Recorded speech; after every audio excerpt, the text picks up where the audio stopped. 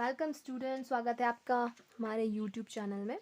तो आज हम सबसे पहले पढ़ेंगे बच्चों क्लास 8th की साइंस का फर्स्ट चैप्टर जो कि है crop production and the management.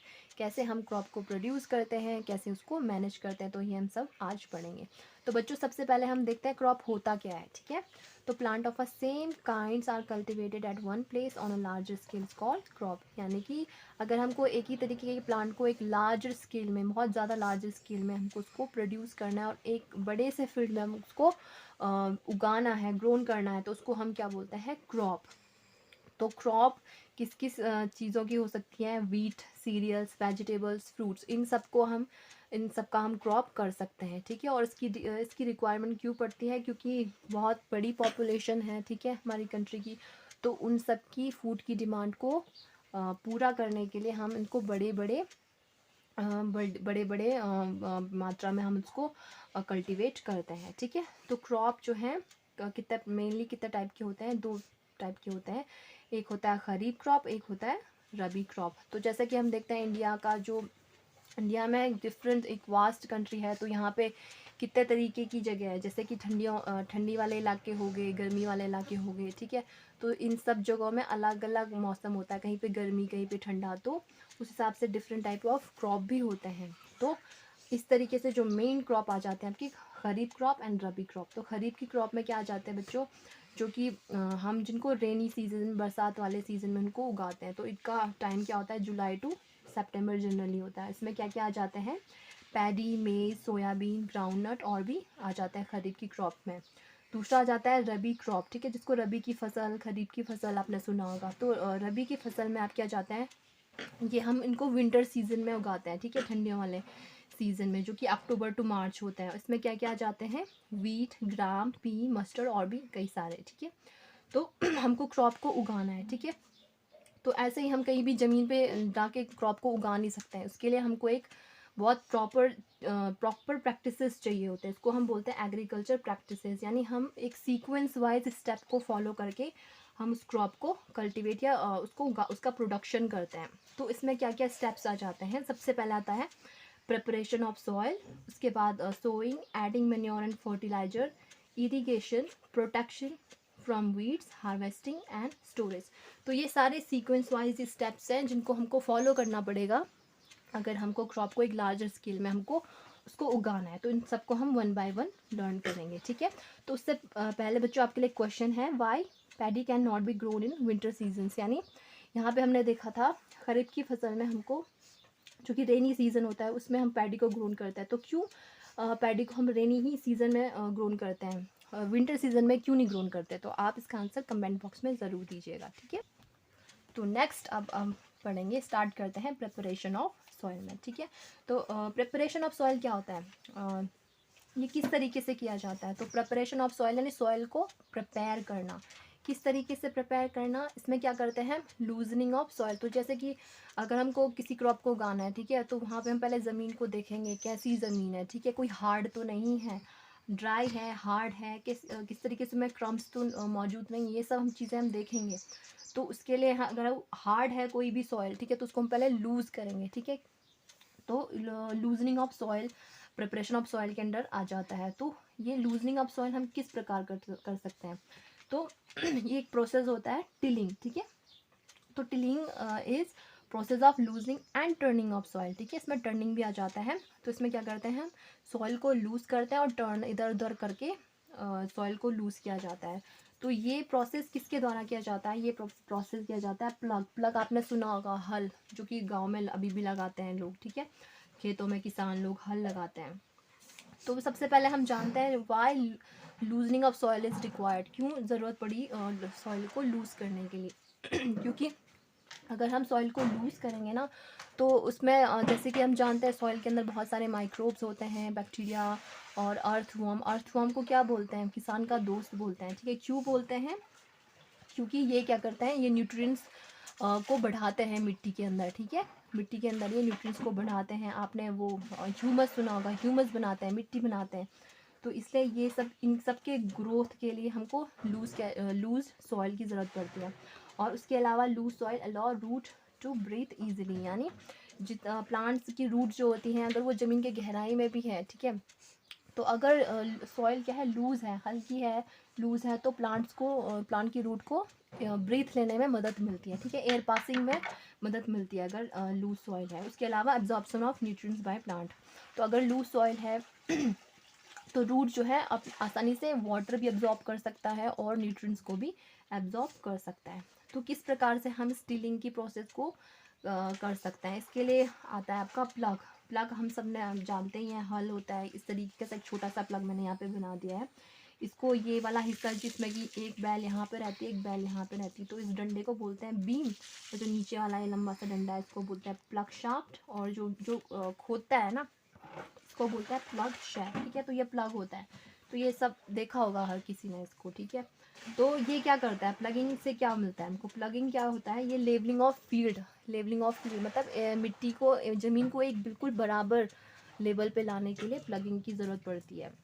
तो अगर नॉर्मल मिट्टी है तो हम इसमें कर सकते हैं, नॉर्मली डायरेक्टली हम उसको प्लगिंग कर सकते हैं, लेकिन अगर सॉइल जो है ड्राई है, ठीक है, ड्राई है और उसमें बड़े बड़े से क्रम्प हम देखते होंगे, कहीं कभी कभी मिट्टी में बड़े बड़े से क्रम्प बन जाते हैं और बहुत सूखी मिट्टी होगी, तो उसके लिए हम क्या करेंगे, उसको हम डायरेक्टली उस पर हल नहीं चला सकते हैं। उसके लिए हम क्या करेंगे, पहले उसको वाटरिंग करेंगे, सॉइल में वाटरिंग करेंगे, और जो बड़े बड़े क्रम्स हैं ना उनको पहले हम छोटे टुकड़ों में तोड़ेंगे, ठीक है। उसके बाद ही उसमें हम क्या लगाएंगे, हल लगाएंगे। तो ये तो हो गया प्लग। और दूसरा हो, कुदाल के बारे में हम सभी जानते हैं, घर में भी यूज़ करते हैं, ठीक है, मम्मियाँ लोग सब यूज़ करते हैं घर में, तो गार्डनिंग करने के लिए। तो इसको कुदाल का यूज़ भी हम क्या करते हैं, लूजनिंग ऑफ सॉइल में, मिट्टी को ढीला करने में। उसके अलावा कुछ वीड्स उग जाते हैं। वीड्स क्या होता है बच्चों, जो कि जैसे कि हम देखते हैं कुछ गाजर घास के बारे में आपने सुना होगा, जो कि अनडिज़ायरेबल प्लांट्स होते हैं, जिनकी हमको ज़रूरत नहीं होता है लेकिन वो फिर भी उग जाते हैं, तो उनको हटाने के लिए भी हम हो का यूज़ करते हैं। ये भी एक टूल होता है, इसमें क्या रहता है, एक लॉन्ग रॉड ऑफ वुड और आयरन, ये सब रहता है इसमें, ठीक है। और नेक्स्ट आ जाता है टीलिंग, लूजनिंग ऑफ सॉइल में ये आ जाता है कल्टीवेटर। कल्टीवेटर में आ जाता है आपका ट्रैक्टर, जो कि बड़ा सा रहता है ना मशीन, वो गाड़ी जैसी, वो भी प्लगिंग में यूज़ होता है। इसका यूज़ भी हम क्या करते हैं, ये ज़्यादातर इसका यूज़ शहरों में होता है, अभी भी गांव में प्लगिंग का यूज़ होता है, लेकिन शहरों में अब ट्रैक्टर का यूज़ होने लगा है for plugging and loosening of the soil. तो नेक्स्ट हम देखते हैं सोइंग, ठीक है। अब हमने टिलिंग भी कर लिया, इसके बाद अगर लूजनिंग ऑफ सॉइल यानी प्रिपरेशन ऑफ सॉइल वाला पार्ट हमने पढ़ दिया, अब हम पढ़ते हैं सोइंग। सोइंग मतलब क्या होता है बच्चों, बोना, ठीक है। तो जैसे हम मार्केट में जाते हैं, ठीक है, जैसे आप लोग मार्केट में जाते हो, आपको कुछ फ्रूट्स खरीदने हैं या फिर आप कुछ वेजिटेबल्स खरीदने हैं, तो आप क्या, पहले आप देखोगे ना कौन सी वेजिटेबल्स या फ्रूट अच्छे हैं, दिखने में कौन से अच्छे लग रहे हैं, कौन से पकी हुई है, ग्रीन्स है तो कोई सड़ी हुई ग्रीन वेजिटेबल्स तो नहीं है, आप अच्छी ही खरीदोगे। इसी प्रकार से अगर हमको बीज को बोना है, सो करना है, तो उसके लिए sheet should be of good quality, यानी अच्छी क्वालिटी का शीड होना ज़रूरी है।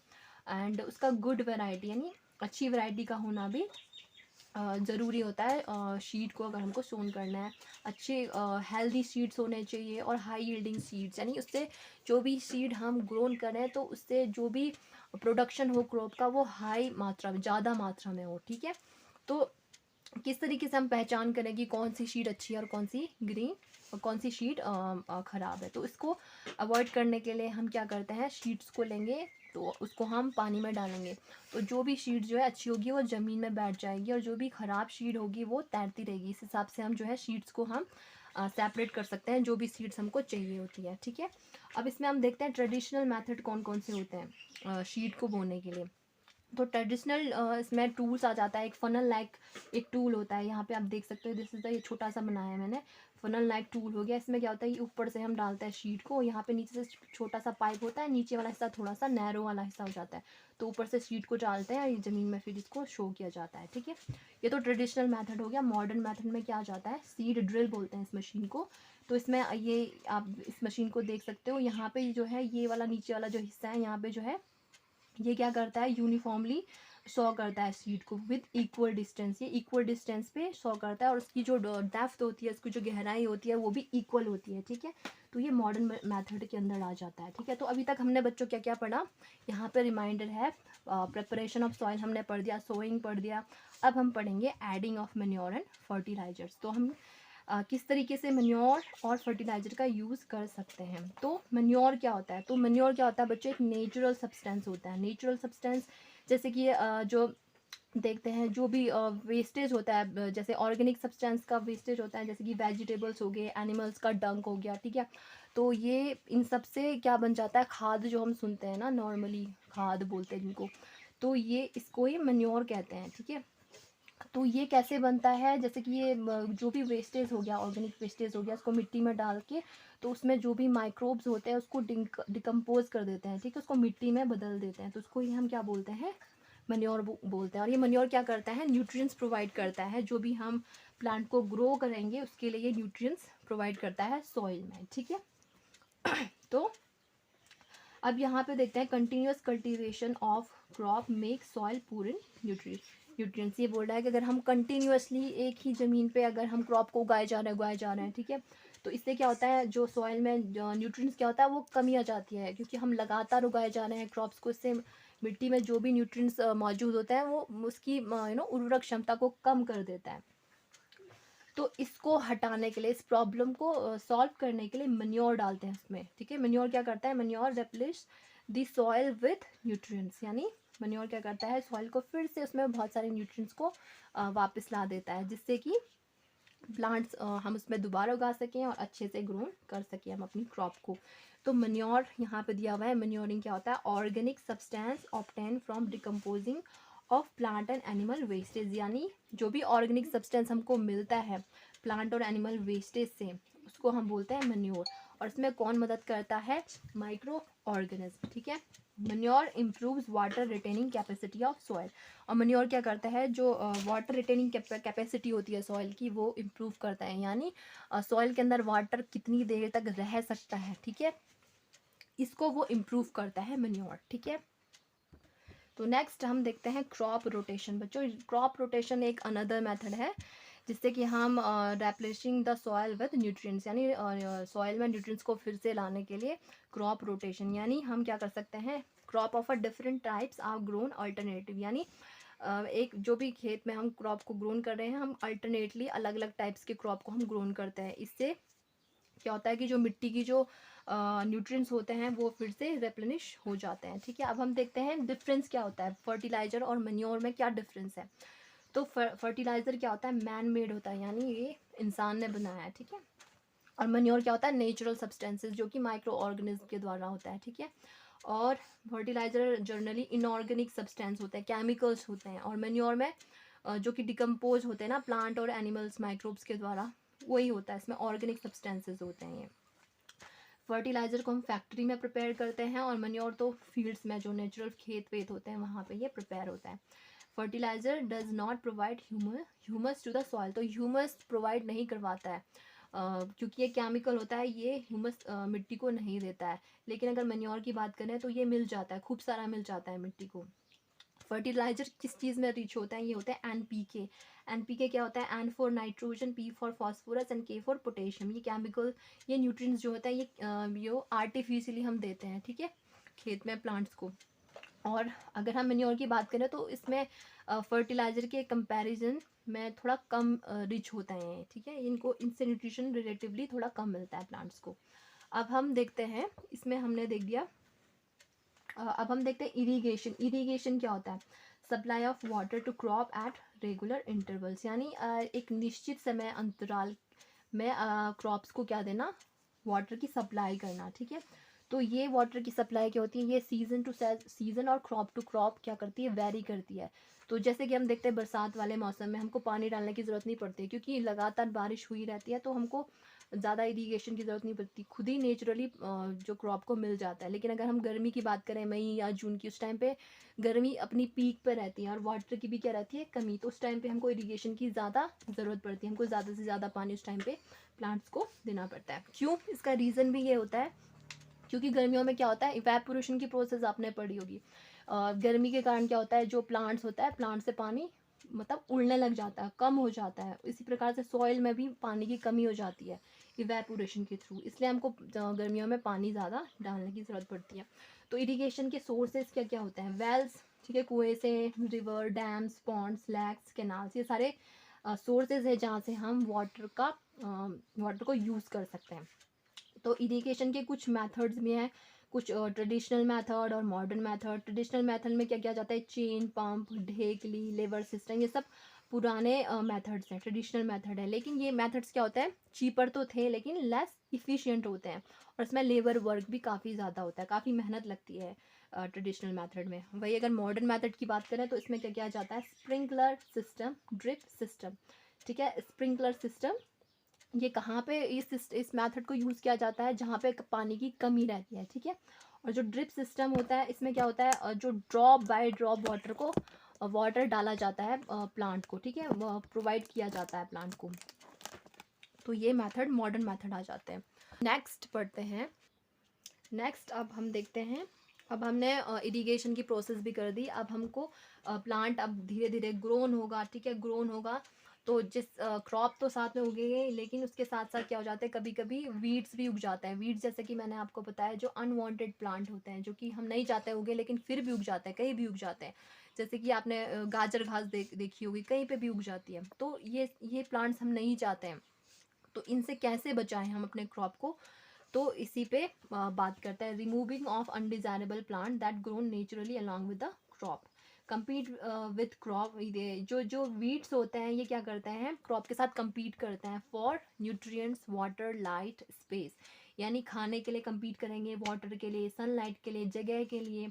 अगर कंपटीशन होगा तो ऑब्वियसली क्रॉप को बढ़ने में, ग्रोन करने में दिक्कत होगी, इसलिए हमको इसको रिमूव करना ज़रूरी हो जाता है।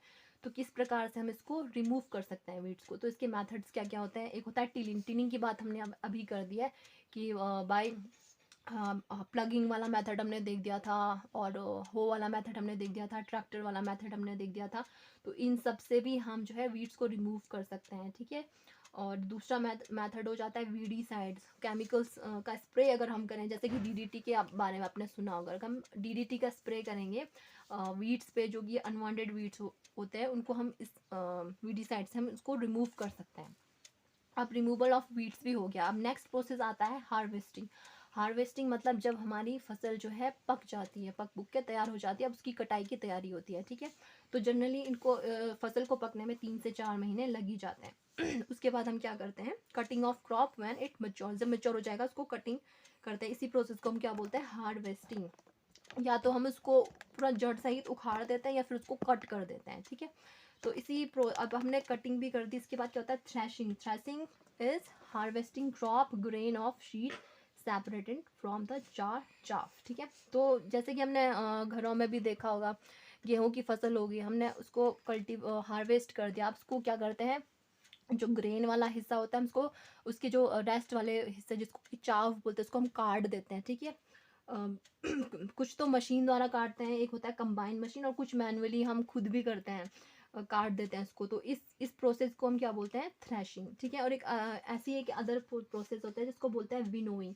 इसमें भी क्या करते हैं, separation of grain and chaff. Grain और चाफ को सेपरेट करने की प्रोसेस क्या कहलाती है, विनोइंग, ठीक है। अब हमने ग्रेन्स को सेपरेट भी कर दिया। इसके बाद अलग जो नेक्स्ट जो स्टेप होता है वो होता है स्टोर। इसको हमको स्टोर करना पड़ेगा। अगर इसको हमको स्टोर करना है तो हमको कुछ बातों का ख्याल रखना पड़ेगा, जैसे कि प्रोटेक्शन फ्रॉम मॉइस्चर, इंसेक्ट और रैट्स। अगर हम ग्रेन्स को ऐसे ही रख देंगे तो ये ख़राब हो सकता है। अगर इसमें खूब सारा मॉइस्चर है तो इसमें माइक्रो ऑर्गेनिज्म जल्दी अटैक कर सकते हैं, चूहे इसको खा के ख़राब कर सकते हैं। इससे बचाने के लिए हम क्या करते हैं, सबसे पहले इसको अच्छे से धूप में सुखा देते हैं, ठीक है। और सुखाने के बाद ही हम इसको स्टोर करते हैं। और अगर प्रोटेक्ट करना है हमको इंसेक्ट से, रैट से, तो उसके लिए कुछ केमिकल्स आ जाते हैं। जैसे अगर घर में रख रहे हैं तो हम नीम की पत्तियों का यूज़ कर सकते हैं ताकि हम प्रोटेक्ट कर सकें इसको। और अगर हमको लार्जर स्केल में, क्योंकि लार्ज स्केल में हमको इसको बड़ी बड़ी पॉपुलेशन की डिमांड को हमको पूरा करना है, तो बड़ी बड़ी फैक्ट्रीज में हम इसको क्या करते हैं, स्टोर करते हैं। वहाँ पे भी इसको अगर प्रोटेक्ट करना है तो हम कुछ केमिकल्स का यूज़ कर सकते हैं, ठीक है। तो ये था हमारा आज का चैप्टर। बच्चों आपको कैसा लगा, अगर आपको अच्छा लगा ये वीडियो तो लाइक करें, सब्सक्राइब करें और शेयर करें। Thank you.